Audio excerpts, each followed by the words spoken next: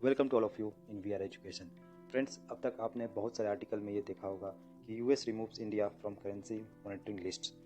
आज हम बात करेंगे कि यूएसए ने फिर से 2 साल बाद क्यों इंडिया को करेंसी मॉनिटरिंग लिस्ट से बाहर कर दिया है और इससे क्या बेनिफिट्स हो सकते हैं और करेंसी मॉनिटरिंग लिस्ट में रहने से किसी भी देश को क्या नुकसान पहुंच सकते हैं। फ्रेंड्स, हम ये समझेंगे कि यूएस ने इंडिया को बहुत ही सटीक टाइम देखते हुए मॉनिटरिंग लिस्ट से हटाया है, क्योंकि हाल ही में आपने देखा होगा कि US treasury chief Janet Yellen अभी इंडिया के दौरे पे आई हुई हैं और ये दौरा इंडिया और यूएस रिलेशन के लिए बहुत ही इंपॉर्टेंट है। जैसे कि यहाँ आप देख सकते हैं कि जेनेट येलन भारत में आकर और निर्मला सीतारमण जी से मिलती हैं और साथ ही साथ भारत और यूएसए की इकोनॉमिक्स फाइनेंशियल पार्टनरशिप पे भी बात करती हैं और साथ साथ इन्होंने एक बहुत ही बड़ी बात कह दी भारत को लेकर। जेनेट येलन ने बोला है कि भारत रसिया से चाहे जितना भी ऑयल खरीद ले, यूएसए को उससे कोई हर्ज नहीं है और यूएसए भारत का जो स्टांस है, जो जयशंकर जी ने यूरोपियन में यूनियन के साथ और यूरोप के कई देशों में जाकर और ख़ासकर यूएसए में भी जाकर मीडिया के थ्रू उन्होंने जो भारत का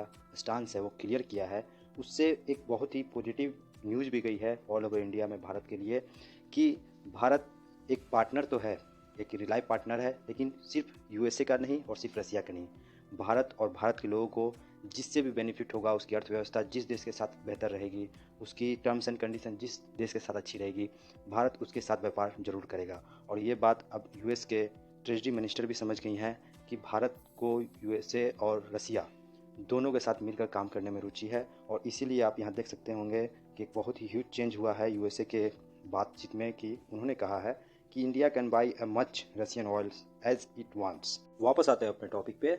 तो यूएसए के डिपार्टमेंट ऑफ ट्रेजरी ने इंडिया का जो करेंसी है वो ऐसे ही रिमूव नहीं किया है।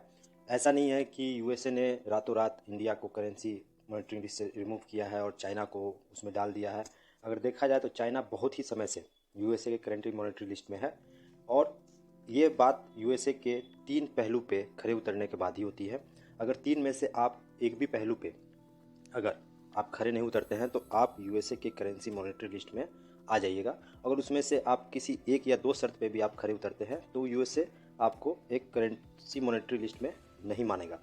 और मैं एक और बात बता दूं कि करेंसी मॉनिटरी लिस्ट में रहने से कोई बहुत ज़्यादा फर्क नहीं पड़ता है किसी देश को, लेकिन हाँ, इसके बाद का जो स्टेप है वो थोड़ा सा चिंताजनक होता है किसी देश के लिए, क्योंकि जब करेंसी मॉनिटरी लिस्ट में जो देश आ जाते हैं उसके बाद अगर वो लगातार इस लिस्ट में रहते हैं तो यूएसए उनको एक मैनिपुलेटिंग कंट्री के नाम से घोषित कर देता है और उनके साथ व्यापार से लेके बहुत सारी चीज़ों में कमियां देखी जाती है यूएसए के साथ, क्योंकि यूएसए का मानना रहता है कि वो डॉलर के साथ और अपने रुपये के साथ छेड़छाड़ करते हैं जब वो इंपोर्ट एक्सपोर्ट करते हैं तो, और उससे डॉलर पे भी बहुत ज़्यादा इम्पैक्ट पड़ता है। जैसे कि आप यहाँ देख सकते हैं कि यूएसए के 3 मेजर स्टेप क्या हैं किसी भी कंट्री के करेंसी को मॉनिटरिंग लिस्ट में लाने के लिए। तो सबसे पहला उनका स्टेप होता है कि वो चेक करते हैं कि जब वो कोई भी देश यूएसए के साथ ट्रेड करता है तो कहीं उनका ट्रेड सरप्लस $20 बिलियन के ऊपर तो नहीं जा रहा है।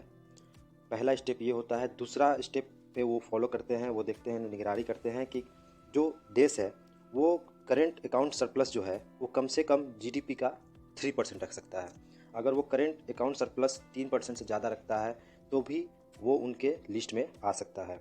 और थर्ड है कि जो net purchasing of foreign currency है वो किसी भी कंट्री के जीडीपी से 2% ज़्यादा नहीं होनी चाहिए। बहुत सारी कंट्री क्या करती है, एग्जाम्पल में चाइना ही बहुत बड़ी कंट्री है जो अपने मुद्रा से डॉलर को खरीद कर अपना विदेशी मुद्रा भंडार भरता है। तो इसीलिए हमेशा से देखा गया है कि चाइना करेंसी मॉनिटरिंग लिस्ट में रहा है। और मैं साथ साथ आपको ये भी बता दूं कि जीडीपी का 2% एक साल में वो मेजर किया जाता है और एक साल के अंदर अगर आपने अपनी जीडीपी से 2% से अधिक खर्च दिया है विदेशी मुद्रा भंडार को खरीदने में तो भी आप यूएसए के करेंसी मॉनिटरी लिस्ट में आ सकते हैं। और यहाँ पे ये भी बताना बहुत ज़रूरी है कि ये तीनों जो उनके क्राइटेरिया हैं, तीनों क्राइटेरिया में से पहला क्राइटेरिया जो है बायलैटरल ट्रेड सरप्लस, वो इंडिया का ज़्यादा है यूएसए से। यूएसए से जब इंडिया ट्रेड करता है तो इंडिया को बहुत ही फ़ायदा होता है। इंडिया लगभग $80 बिलियन का ट्रेड करता है यूएसए से, जिसमें से 30 से $35 बिलियन इंडिया को फ़ायदा हो जाता है। और आप समझ सकते हैं ये पहला जो क्राइटेरिया है इसी से इंडिया इसमें फॉलो नहीं कर पा रहा है। लेकिन जो बचे हुए 2 क्राइटेरिया हैं, जो करेंट अकाउंट सरप्लस और net purchasing of foreign currency, यहाँ इंडिया सही से आगे निकल जाता है, जिसके कारण यूएसए ने इनको मॉनिटरिंग करेंसी लिस्ट से हटा दिया है। और मैं आपको यहाँ एक और बात बताऊँ कि जब डोनाल्ड ट्रंप थे उसके पहले भी, डोनाल्ड ट्रंप के आने से पहले भी इंडिया मॉनेटरी लिस्ट में आ चुका था, लेकिन डोनाल्ड ट्रंप ने 2019 में इंडिया को इस लिस्ट से हटा दिया था। और चाइना के साथ तो आप जानते ही हैं, डोनाल्ड ट्रंप ने ट्रेड वार ही चालू कर दिया था। और फिर से देखा गया कि जब जो बाइडन आए उस टाइम फिर से इंडिया को करेंसी मॉनेटरी लिस्ट में लाया गया। फिर देखा गया कि बहुत सारे रिलेशन यूएसए के साथ कुछ ऐसे कंट्रोवर्शियल बात आ जाती थी, कुछ वो स्टेटमेंट दे देते थे। F-16 को लेकर पाकिस्तान के साथ थोड़ा इंडिया और यूएसए का संबंध में खटास रहा। लेकिन अभी आप देख रहे होंगे कि G20 की समिट होने वाली है और हो भी रही है, और यूएसए ने एक ग्राउंड क्लियरेंस भी कर दिया है G20 समिट से पहले, जिससे जब जो बाइडेन और नरेंद्र मोदी मिले तो एक खटास ना हो इंडिया यूएस रिलेशन के बीच में। साथ साथ मैं आपको ये भी बताना चलूँ कि यूएसए के करेंसी मॉनेटरी लिस्ट से कौन कौन से देश हटाए गए हैं और कौन कौन से देश अभी भी उनके मॉनेटरी लिस्ट में शामिल है।